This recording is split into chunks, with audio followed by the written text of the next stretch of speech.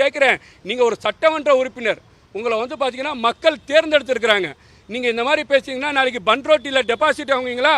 திமுக இதுக்கு உடனே பதில் சொல்லி ஆகணும், இவர் மீது நடவடிக்கை எடுத்தாகணும். இல்லைன்னு சொன்னால் வரும் தேர்தலில் 234 தொகுதியிலையும் திமுக டெபாசிட்டை இழக்கும். என்னைக்கு வந்து பெண்களை வந்து இழிவாக பேசுகின்றார்கள் நான் கேட்குறேங்க. இன்னைக்கு வந்து குழந்தைங்க வந்து படிக்க வந்திருக்கிற குழந்தைங்களை வந்து நீங்கள் வந்து படிங்கம்மா, நல்லா படித்தாதான் வந்து பார்த்தீங்கன்னா இந்த நாடு முன்னேறும் சொல்லி பொன்னாடியை போற்றி அவர்கள் வந்து அண்ணன் மாதிரி, அவரை வந்து பார்த்தீங்கன்னா தம்பி மாதிரி, அந்த குடும்பத்தில் ஒருத்தர் மாதிரி நின்று புகைப்படம் எடுத்து அவர்கள் வந்து பார்த்தீங்கன்னா அந்த அவர் வைக்கக்கூடிய ஊக்குவித்தது வந்து அவங்க வந்து பார்த்தீங்கன்னா அந்த இடத்துல வந்து பெரிய நிகழ்வாக வந்து பார்க்குறாங்க.